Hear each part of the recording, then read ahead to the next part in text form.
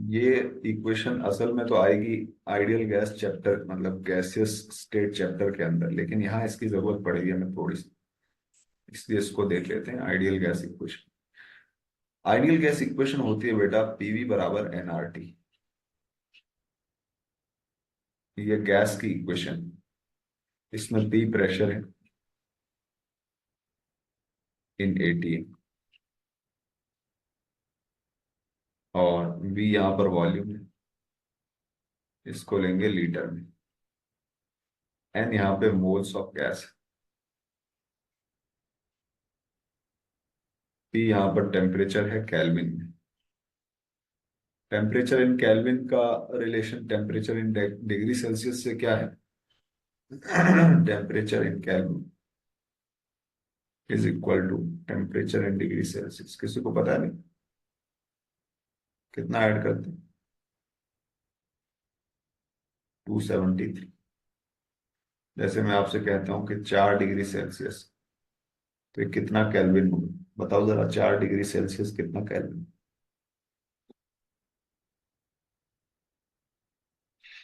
जल्दी बोलो।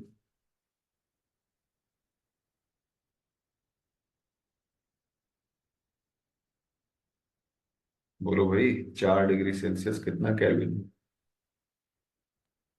Sir 273 add होगा क्या? हाँ, ऐड होगा ना।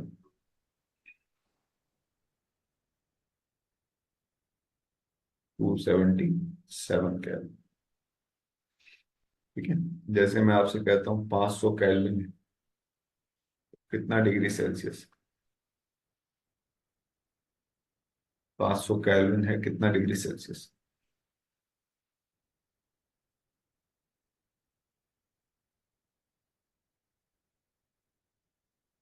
बोलो भाई।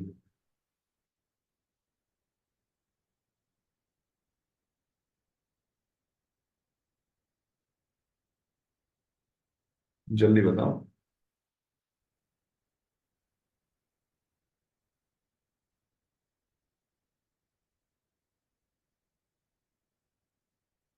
226।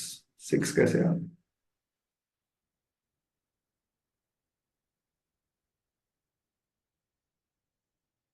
500 बराबर डिग्री सेल्सियस का टेम्परेचर प्लस 273,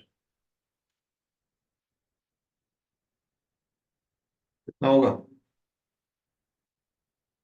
बोलो भाई। आ गया? समझ में आया? बहुत आसान है। जैसे 27 डिग्री सेल्सियस, बोलो कितना कैलोरी, कितना हो जाएगा?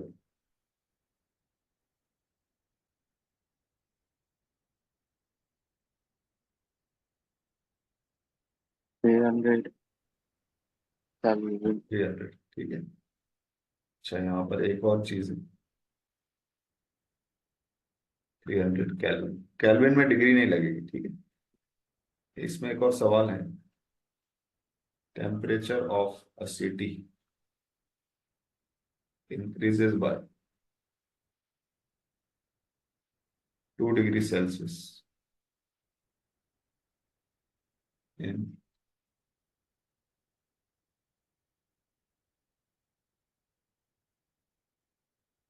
2 डिग्री सेल्सियस, ऐसा लिखे।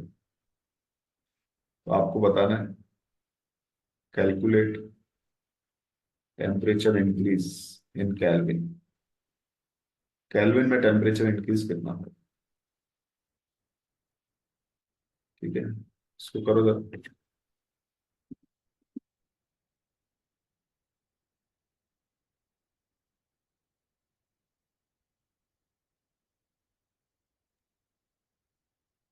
275।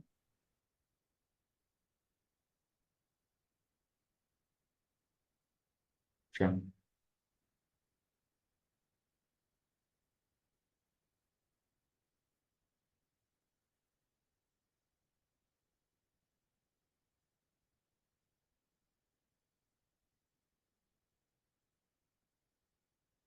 हाँ भाई, और किसी का कोई आंसर?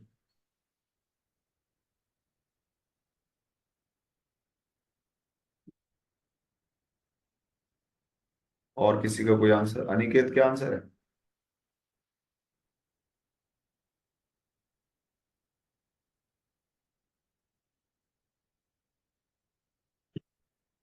अनिकेत।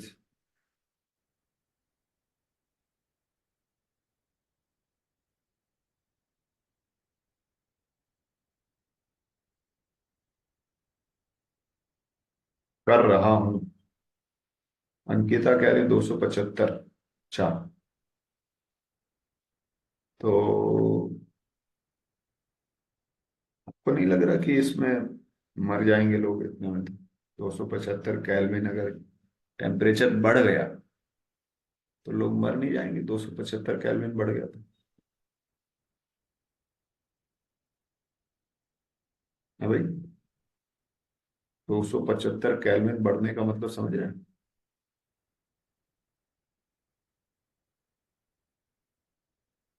तो इसका आंसर है, किसी का आंसर अभी तक आया नहीं।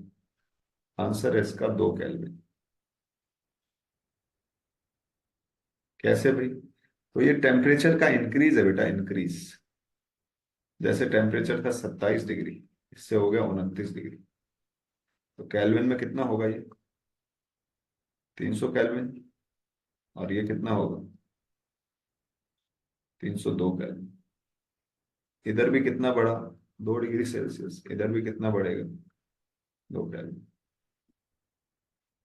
तो आप कहेंगे सर अभी फॉर्मूला तो ये बताया था। ये फॉर्मूला टेम्परेचर के लिए, डेल्टा टेम्परेचर के लिए नहीं। डेल्टा टेम्परेचर चाहे केल्विन में रहे और चाहे डिग्री सेल्सियस में रहे, सेम इंपॉर्टेंट है। मिस्टेक होती है जैसे अभी आपने की, वैसे स्टूडेंट्स मिस्टेक करते हैं, उसको आप ध्यान रखेंगे, ठीक है? बात समझ में आई भाई? किसी ने सोचा था 2 केल्विन का? है भाई? 2 केल्विन सोचा है किसी ने? नहीं। हाँ सर। अच्छा। तो बताना था ना बेटा, आपको बताना चाहिए। चलो, ये नाम एडिट कर लो भाई। नाम अभी भी एडिट नहीं है कुछ लोगों के, सिद्धेश जादव और सैमसंग। सैमसंग नाम कैसे रख लिया? और प्रसन्ना, जानवी, प्रीति। नाम एडिट करो बेटा। अंशिका, नाम सही से लिखो, ठीक है? सैमसंग अपना नाम एडिट करो। आप नाम जो है आपका रियल में वो बताओ। निक नेम अलाउड नहीं है। आपको हो सकता है घर पे बुलाते होंगे सैमसंग नाम से, लेकिन यहाँ नहीं चलेगा। का रियल नेम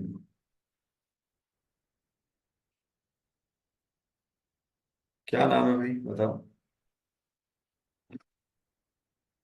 सैमसंग फोन से कौन ज्वाइन है? क्या नाम है? मैं नाम चेंज कर देता हूँ। क्या नाम है बेटा?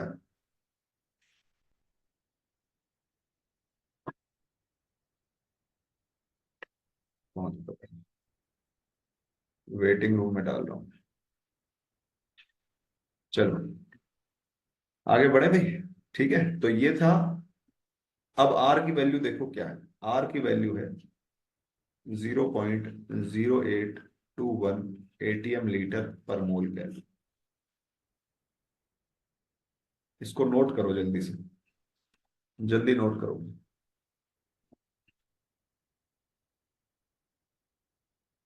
फटाफट से नोट करो इसको।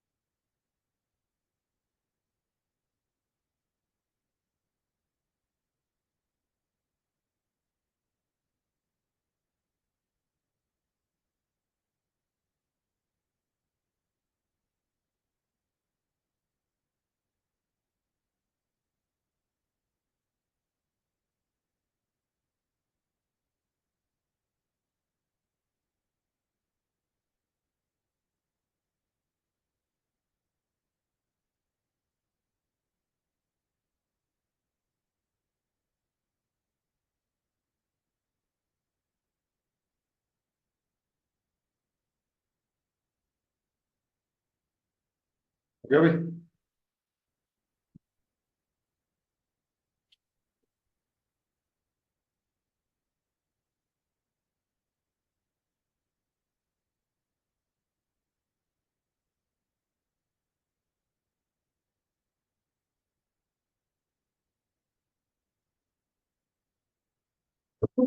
लिख लिया भाई।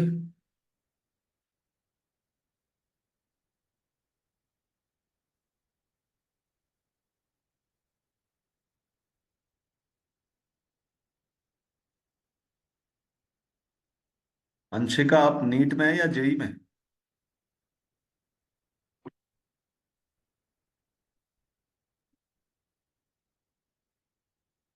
अंशिका जेई। ठीक है। चलो भाई, हो गया, आगे बढ़े।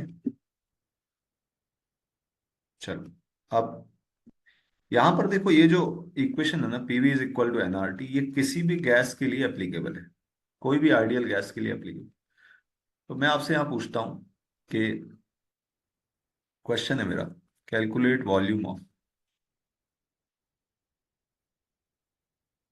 1 मोल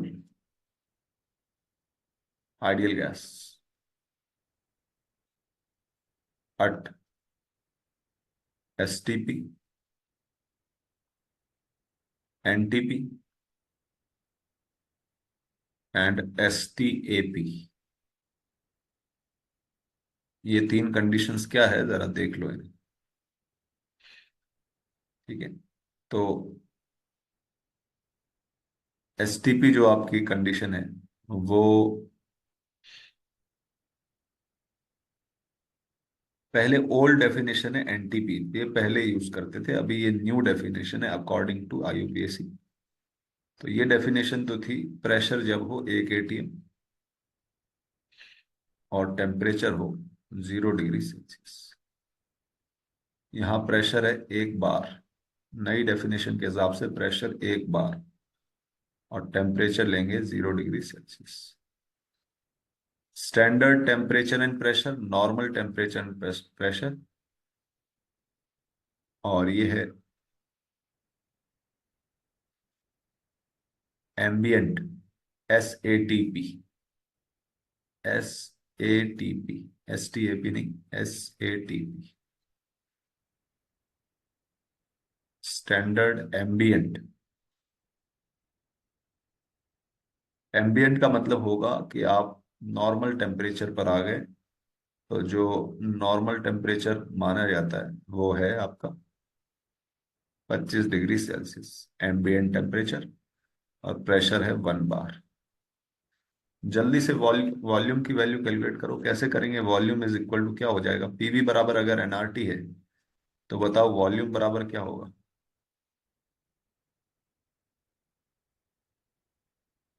NRT by P. N fix है, आर गिवन है, टेम्परेचर की वैल्यू रखो, प्रेशर की वैल्यू रखो। जब आप आर की वैल्यू 0.0821 रखेंगे, तो वो एटीएम में है, इसका मतलब प्रेशर भी आपको एटीएम में रखना पड़ेगा। जल्दी से करो भी इसको सॉल्व, फटाफट करो। पहले ये सॉल्व कर लो, एनटीपी वाला, एनटीपी सॉल्व कर लो। एनटीपी कितना आ रहा है, जरा सॉल्व करो, क्योंकि इसमें एटीएम में है, कैंसिल हो जाएगा।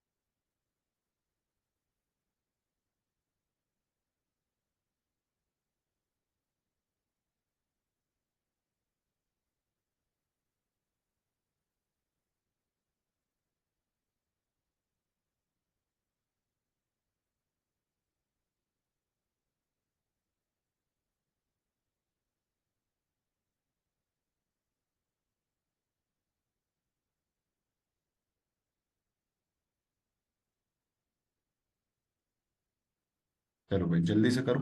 तो यहाँ क्या आ जाएगा? 1, टेम्परेचर है 273 अपॉन प्रेशर 1, ये वैल्यू आती है 22.4 लीटर। ये वैल्यू आती है। इसको जब आप कैलकुलेट करेंगे 1 बार की वैल्यू आप क्या रखेंगे? 1 ATM होता है 1.013 बार। तो 1 बार की वैल्यू क्या हो जाएगी? 1 अपॉन यानी 22.4 को आप मल्टीप्लाई कर देंगे 0.013 से। यही होगा ना भाई?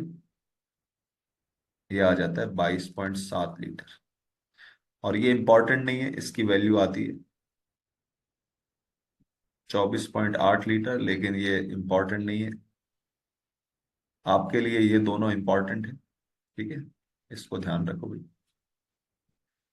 अब ध्यान से देखो, ये किसी भी गैस के लिए, ठीक है, ध्यान से सुनना भाई। अब आपसे कोई कहता है कि मान लो 22.4 लीटर गैस है, ठीक है, वैल्यूज लिख लो आप। अट एनटीपी मैं आपसे कहूं कि 1 मोल का वॉल्यूम कितना होगा? बोलो भाई, जरा बताओ। सिद्धेश बताओ, 1 मोल का वॉल्यूम कितना होगा एनटीपी पर? सिद्धेश, एनटीपी पर 1 मोल का वॉल्यूम कितना होगा?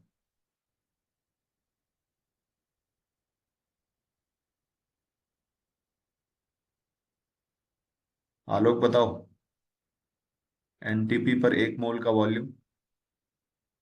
सर उसमें एटम में करेंगे ना बात की जगह नहीं पे। नहीं नहीं नहीं भाई, एटम में क्या, यही तो निकाला है आपने अभी। क्या निकाला है अभी? जो निकाला वो क्या चीज है फिर? 1 मोल का वॉल्यूम ही तो निकाला है आपने। कितना निकाला एनटीपी पर? 22.4 लीटर। अच्छा, मैं 2 मोल का आपसे पूछूं तो? 2 मोल का वॉल्यूम पूछूं तो?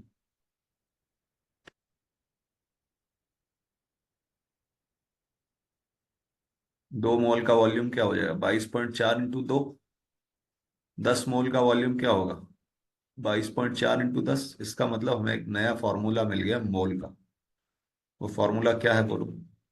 अट MTP volume of gas is equal to 22.4 into moles. सही है। और अट एसटीपी क्या हो जाएगा? Volume of gas is equal to 22.4 into 22.7 into moles of gas. बात समझ में आ रही? तो यहां से हमें मोल्स का एक और फॉर्मूला मिल गया। मोल्स का फॉर्मूला बताओ, मोल्स का फॉर्मूला क्या मिला? कोई बताएगा भाई? हम एनटीपी वाला फॉर्मूला लिख रहे हैं, एनटीपी वाला फॉर्मूला। अट एनटीपी या एसटीपी वाला लिख लो, चलो फॉर्मूला याद एसटीपी वाला रखेंगे। अट एसटीपी मोल्स ऑफ गैस की वैल्यू क्या होगी बोलो? Volume of gas volume upon gas divided by twenty two two point point seven seven seven litre volume of gas किस में होना चाहिए? लीटर में। तो क्या हमारे मैप में ये चीज हम ऐड कर सकते हैं? देखो जरा, क्या मैप में ऐड कर सकते हैं? मैं मॉलिक्यूल का मैप अभी बना रहा हूँ। अभी मैं मॉलिक्यूल का मैप बना रहा हूँ। तो बीच में है गैस के मोल्स, किसी मोल्स हो गए। यहाँ क्या था? Number of molecules. यहाँ क्या था? वेट। नई चीज आ गई वॉल्यूम। और ये सब आपस में रिलेटेड है। ठीक है, बस ये ध्यान रखना कि ये वॉल्यूम गैस का है और एसटीपी पर। तो बताओ फॉर्मूले अब क्या बन गए? मोल्स इज इक्वल टू, पहला फॉर्मूला बोलो, weight weight upon GMM is equal to number upon N में is equal to volume upon 22.7। 22.7। ठीक है, वॉल्यूम ये एसटीपी पर है और गैस का वॉल्यूम है। बाकी फॉर्मूले तो सब्सटेंस की किसी भी स्टेट के लिए एप्लीकेबल है, लेकिन ये फॉर्मूला सिर्फ गैस के लिए एप्लीकेबल है। क्लियर है? तो इसको आप लिख लो, updated map.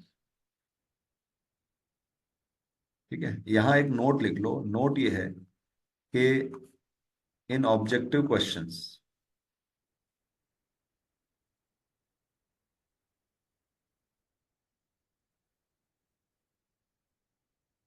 22.4 can be used.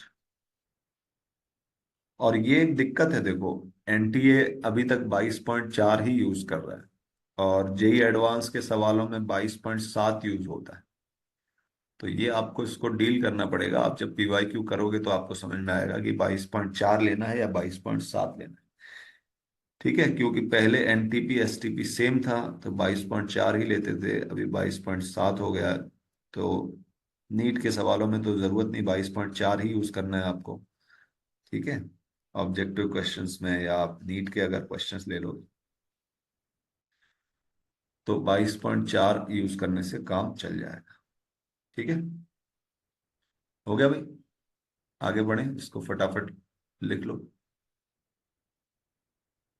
जल्दी से लिखो इसको।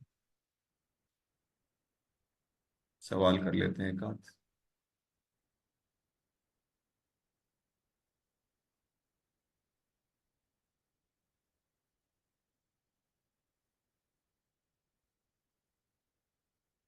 क्वेश्चन ऐसा है कुछ।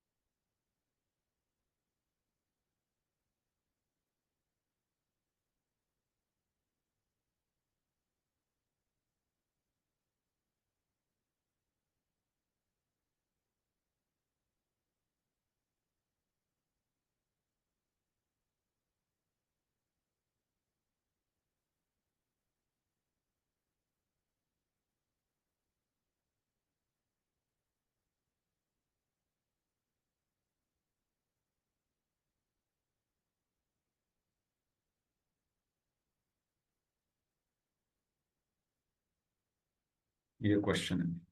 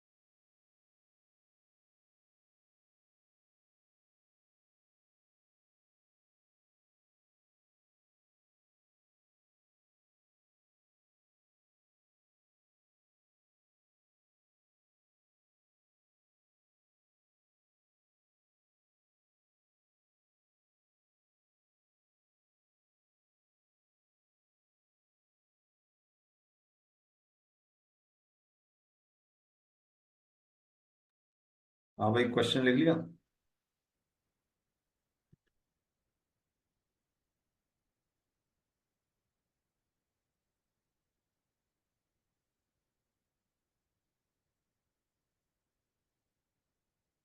सलोनी आप जेई में है नीट में?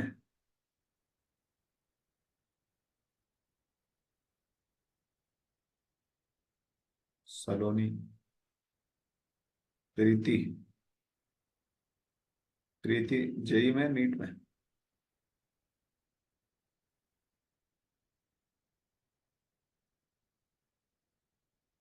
सलोनी नीट है तो नाम चेंज करो ना बेटा।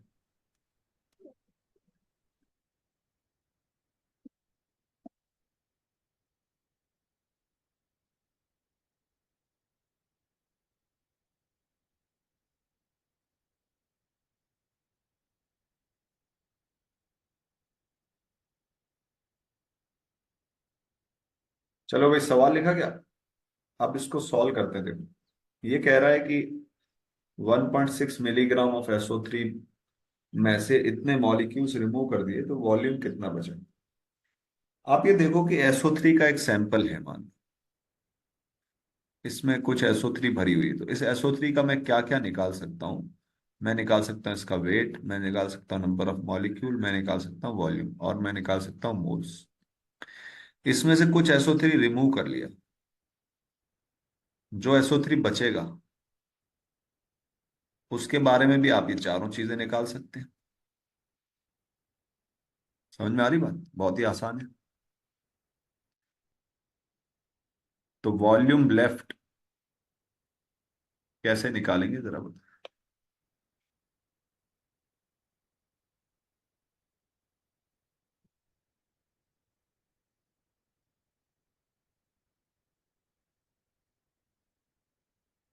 पहले आप इनिशियली देख लो कितने मॉलिक्यूल्स हैं, उसमें से कितने मॉलिक्यूल रिमूव कर दिए।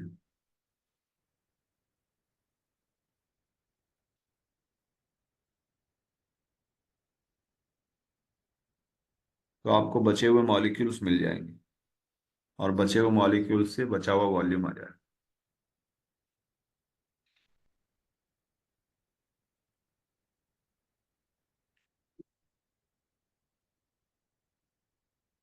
आलोक, समझ में आ रहा है?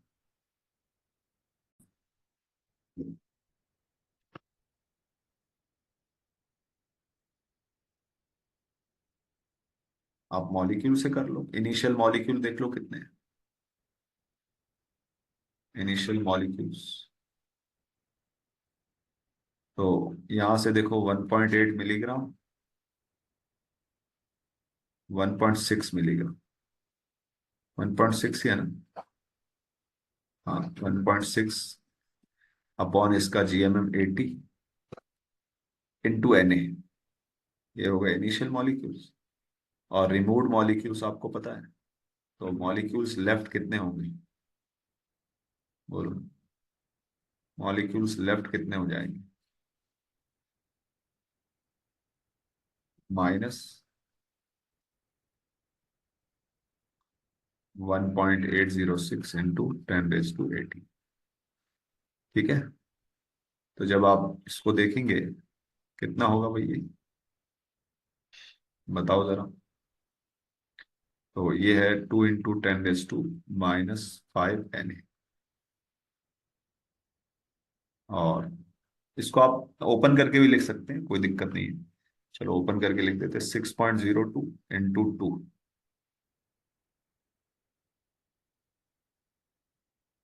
यानी ये हो जाएगा 12.06, 12.04 इंटू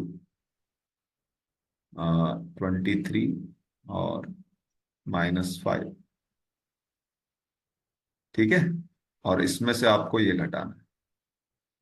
तो ये आ गए आपके बचे हुए मॉलिक्यूल्स, और आपको निकालना क्या है? आपको निकालना है वॉल्यूम। तो volume upon 22.4 is equal two molecules जो बचे हैं अपॉन Na। ठीक है, समझ में आ रही बात? तो ये एक टाइप का सवाल आपको बुक्स के अंदर मिलेगा कि इस सैंपल में से इतना घटाया गया, इतना कम किया गया, तो बताओ क्या बचेगा। तो ये बहुत आसान सवाल होता है। देखो, याद रखो कि जैसे मोल्स का रिलेशन है, मोल्स बराबर वेट अपॉन GMM। अगर मैं कहूं लेफ्ट लेफ्ट मोल्स, तो ये आ जाएंगे मोल्स लेफ्ट। अगर मैं कहूं इनिशियल मोल्स, तो वेट भी फिर कौन सा हो जाएगा, बोलो भाई? कौन सा वेट लेना पड़ेगा? वेट भी फिर फिनिश। इनिशियल लेना पड़ेगा। ठीक है, तो जो वेट है वही मोल्स। ठीक है, जैसे अगर बचे हुए मोल, तो बचा हुआ वेट आ जाएगा। ठीक है, बचे हुए मोल से बचा हुआ वेट। और मान लो इनिशियल से इनिशियल आ जाएगा, कंज्यूम से कंज्यूम आ जाएगा। ठीक है, जो भी आपको निकालना है वही वैल्यू यहां भी यूज करनी पड़ेगी। क्लियर है? कर लोगे क्वेश्चन? तो ये मुझे बताना था आपको।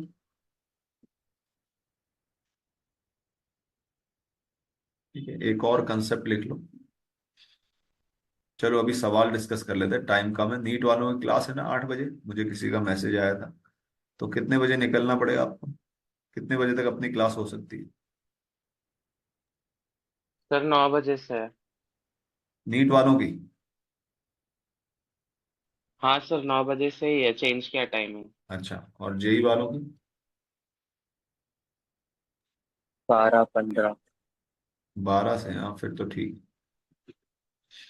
चलो तो थोड़ा सा और पढ़ लेते हैं, उसके बाद डिस्कस करेंगे। देखो, अ, एक कंसेप्ट है, चार्ज ऑन आयन।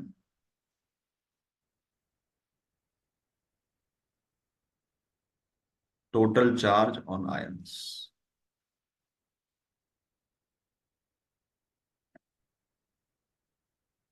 ठीक है, तो टोटल चार्ज ऑन आयंस क्या होता है इसको समझते हैं। जैसे मैं कहूं कि 1 मॉलिक्यूल ऑफ Na+, इस पर चार्ज बताओ कूलॉम में। कोई बता सकता है? 1 मॉलिक्यूल ऑफ Na+ का चार्ज इन कूलॉम। देखो, अगर मैं कहूं कि सिर्फ Na होता तो इस पे कितना चार्ज होता? यहाँ चार्ज होता 0। Na+ का मतलब Na में एक इलेक्ट्रॉन की कमी हो गई, और एक इलेक्ट्रॉन का चार्ज कितना होता है? बोलो। 1.6 इंटू 10⁻⁹ इसका मतलब ये हुआ कि एक मॉलिक्यूल नहीं, इसको आयन ले लो, 1 आयन ऑफ Na+ पे चार्ज कितना होगा? बोलो भाई। 1.6 इंटू 10⁻⁹ मैं आपसे पूछूं कि भाई Mg2+ के एक आयन का चार्ज बताओ। कोई बता सकता है भाई? Mg2+ के एक आयन का चार्ज। बहुत आसान है। जैसे यहाँ क्या था, 1.6 इंटू 10⁻⁹ इधर क्या हो जाएगा बोलो? सर इंटू 2 करेंगे हाँ, इंटू 2 करेंगे भाई। क्या? 2 इंटू 1.6 इंटू 10⁻⁹ बात समझ में आ रही है? तो जितना आपको ऊपर दिया हुआ है वो। अब आपसे कोई पूछे कि ये बताओ कि 25 आयन से ऑफ Mg2+ या PO4 3 आयंस, टोटल चार्ज क्या होगा? बोलो भाई, क्या होगा टोटल चार्ज, बताओ तो।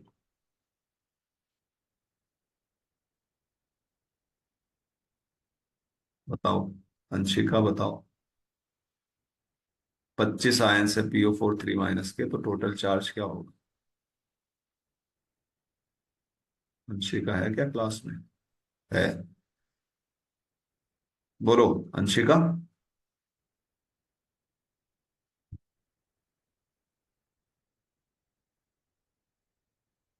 अंशिका, आवाज आ रही मेरी?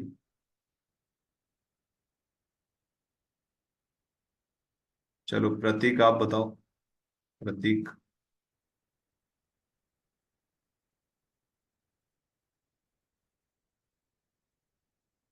प्रतीक।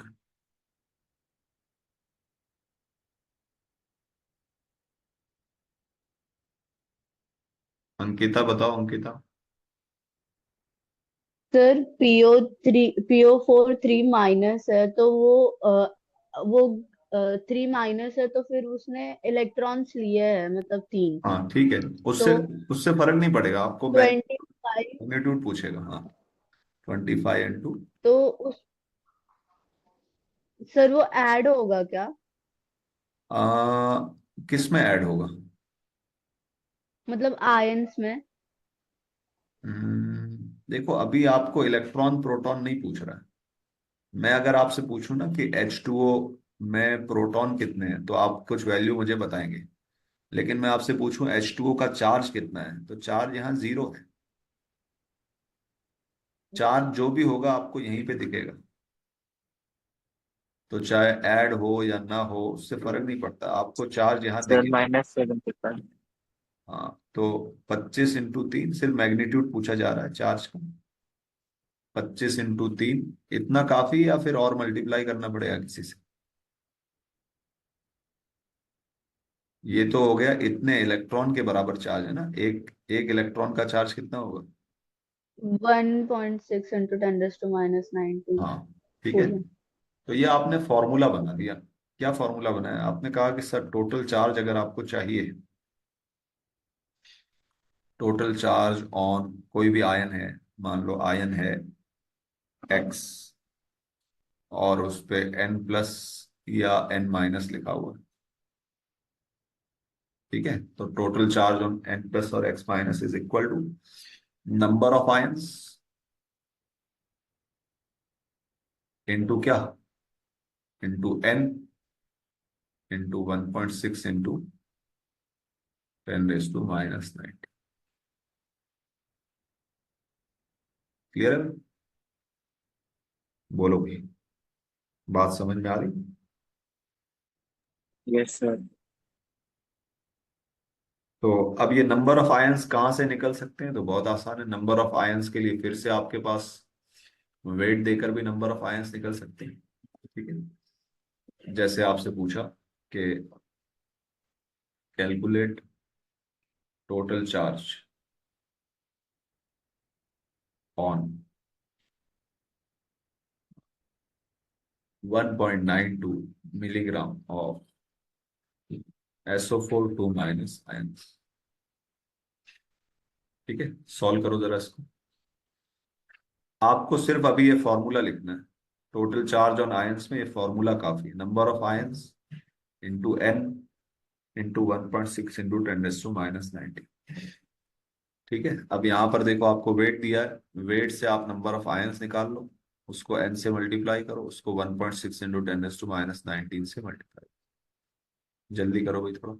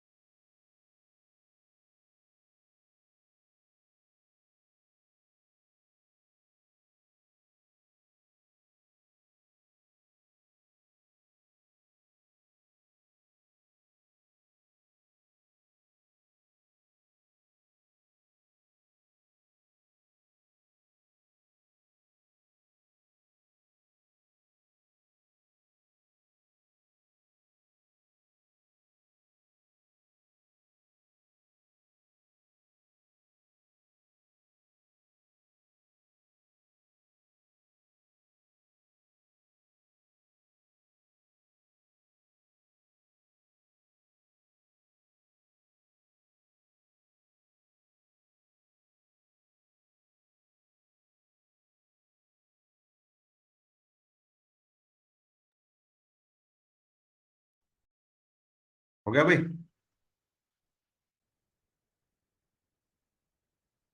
तो नंबर ऑफ आयंस कैसे निकलेंगे?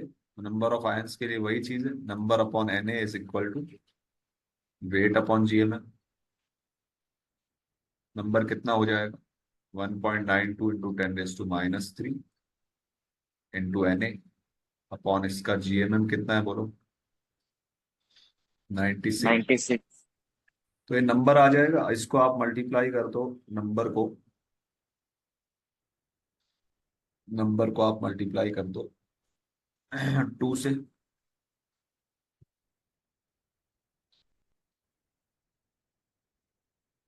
और अपॉन 96 इंटू 1.6 इंटू 10⁻⁻90।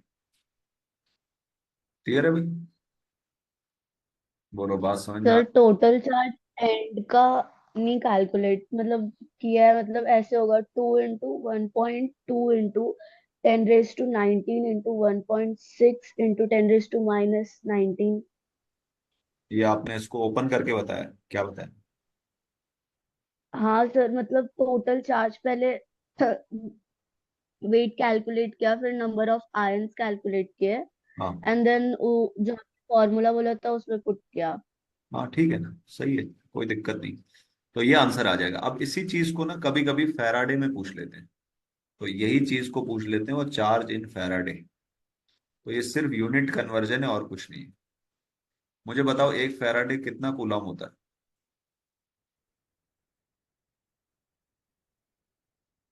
ये होता है। तो अगर मुझे चार्ज इन फैराडे पूछ ले, तो मैं कहूंगा टोटल चार्ज जो कूलम में है। बताओ, 96500 से मल्टीप्लाई करूं या डिवाइड करूं? बोलो। कूलम से जाना है, ये कूलम है ना, कूलम से जाना है फैराडे पर।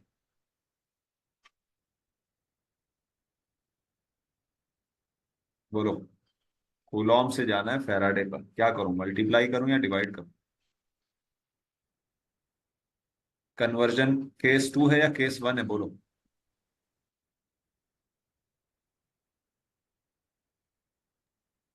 केस 2 फेज है। टू है। केस 2 का रूल क्या है?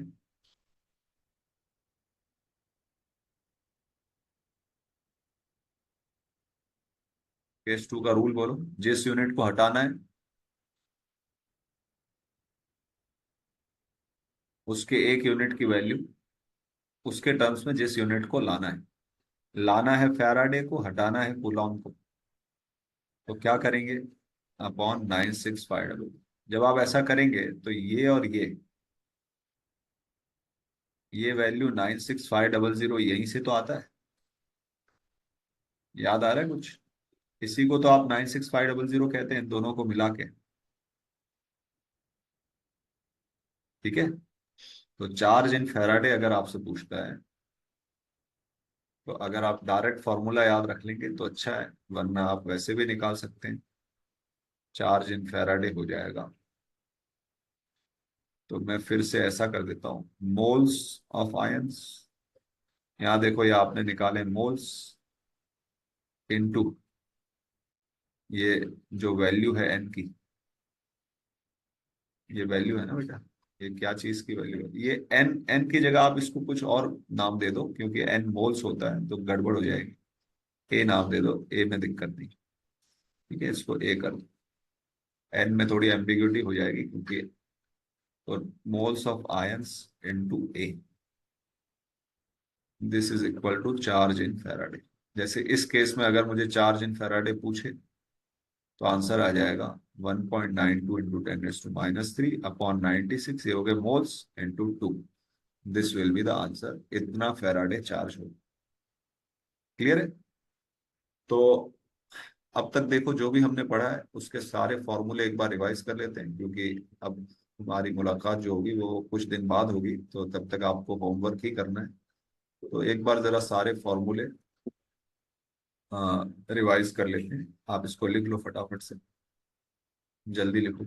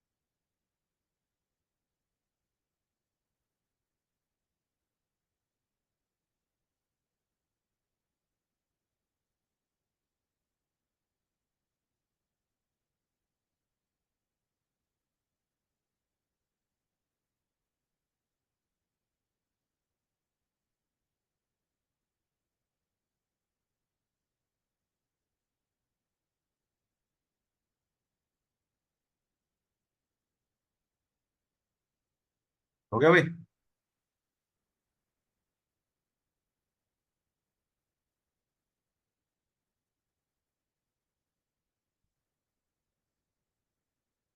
बोलो भाई, लिख लिया? फॉर्मूले एक बार देखें।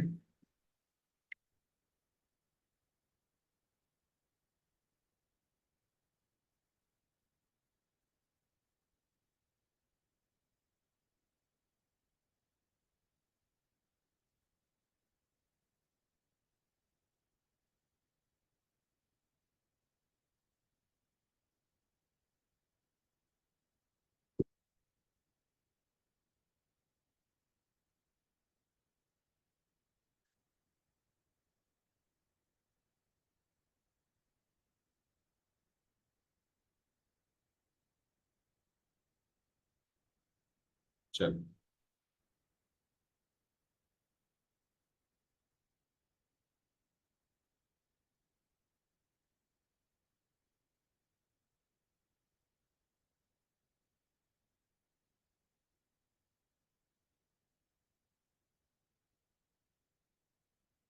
ये फॉर्मूले आप खुद से लिखने की कोशिश करो। तो मोल्स ऑफ मॉलिक्यूल, पहले मैं मैप बना लेता हूँ। ये है मॉलिक्यूल का मैप। यहाँ है moles, volume of gas, number of molecules, weight of molecule. उसके बाद यहाँ पर हो गया आपका moles of atoms, number of atoms और वेट ऑफ एटम्स। ये सब आपस में लिंक है। और अगर आप यहाँ पर देखेंगे तो यहाँ है number of electron, proton, neutron.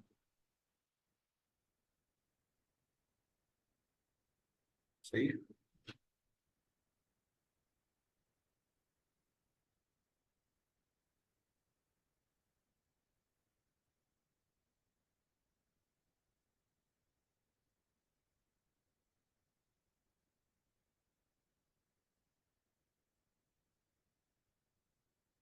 ठीक। फॉर्मूले बताओ जरा क्या क्या है। एक तो मॉलिक्यूल के अपने फॉर्मूले हो गए, और फिर एटम के फॉर्मूले हो गए। जरा बताओ, मॉलिक्यूल के फॉर्मूले बताओ। Moles of molecule is equal to, बोलो जल्दी से। वेट अपॉन GMM वेट किस में होना चाहिए? ग्राम। आई ग्राम में। उसके बाद number of N molecule molecule upon upon N. हाँ, number of molecule upon N is equal to, बोलो वॉल्यूम से क्या relation? Gas, volume of gas divided by 22.7। और ये 22.7, ठीक है। ये वॉल्यूम ऑफ गैस किस में होना चाहिए? लीटर। ठीक है। लीटर अच्छा, आप बताओ जरा, एटम के फॉर्मूले बताओ। Is equals to weight upon GAM, हाँ, number of atom upon n. यहाँ भी आप वॉल्यूम ऑफ गैस ले सकते हैं, लेकिन वो गैसियस एटम होना चाहिए। गैसियस एटम, जैसे आपसे कहा कि Cl गैसियस एक एटम, तो आप ले सकते हैं, लेकिन जनरली केस आता नहीं है। जब आए तो खुद से देख लेना, बहुत आसान होगा। आ, यानी आपसे कहे कि Cl गैसियस है और उसके आपको वॉल्यूम दिया हुआ है STP पर, और मोल पूछ ली, तो वही सेम फॉर्मूला लगेगा, वॉल्यूम अपॉन 22.7, लिखने की जरूरत नहीं। ठीक है। तीसरा है इनका लिंकेज। तो इनका लिंकेज क्या है? Number of molecules, moles of molecule into atomicity is equal to, बोलो। Moles of N atom. Number of molecule into atomicity is equal to number of atom.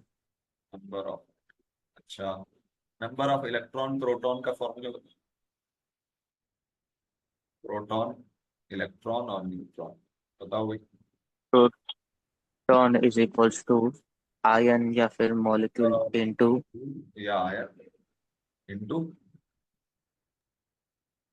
Sigma sigma क्या? Z sigma summation Z number of molecule या ion into sigma Z क्या? ऊपर सारा है। हाँ, Z star number of molecule या ion into sigma of neutrons भी आप कह सकते हो और ए माइनस जेड भी कह सकते हो आपकी मर्जी। समझ गए? लास्ट फॉर्मूला है charge, total charge on ion. तो इसमें आप ऐसा करो, कंफ्यूजन से बचने के लिए आप फैराडे वाला फॉर्मूला याद कर लो और फैराडे को कूलॉम में कन्वर्ट कर लेना अगर पूछे तो। टोटल चार्ज इन फैराडे अभी हमने क्या लिखा था? मोल्स ऑफ आयन इनटू ए। और इसी को अगर कूलॉम में पूछ ले तो क्या करेंगे? फैराडे से कूलॉम कैसे जाएंगे? 96500 से डिवाइड या मल्टीप्लाई? बोलो। मल्टीप्लाई। मल्टीप्लाई करें। Very good. तो ये एक फॉर्मूला काफी है, अगर कूलॉम में पूछ ले तो इसी को आप मल्टीप्लाई कर लेना 96500। ठीक है। एक और फॉर्मूला है यहाँ पर परसेंटेज वेट का। बोलो परसेंटेज वेट का formula. GAM into into atomicity divided by GAM. GMM into. Clear है? तो ये फॉर्मूले अभी तक हमने देखे। और किसी को कोई फॉर्मूला याद आ रहा है? नहीं? और कुछ पढ़ा है अभी? The specific gravity is equals to specific weight upon work. Density is equal to weight by volume कह सकते हो आप। ठीक है, अच्छी बात। Density is equal to weight by volume. तो डेंसिटी की जो यूनिट होगी, जैसे ग्राम पर एमएल है, तो ये भी ग्राम और एमएल में होना चाहिए। ठीक है। ये फॉर्मूले आप भी लिख लो एक जगह पर। ठीक है। जितना मोल कंसेप्ट में आप कंफर्टेबल रहोगे उतना फिजिकल केमिस्ट्री आपकी कंफर्टेबल चलेगी। यहाँ आपको डाउट नहीं रहना चाहिए, कंफ्यूजन नहीं रहनी चाहिए। सारे केसेस आप दिमाग में खुद एक्सप्लोर करो। कोई कोई क्वेश्चन मत रखो कि अगर ऐसा हो तो वैसा होगा क्या, वैसा हो तो वो सब पूछ लो आप। ठीक है।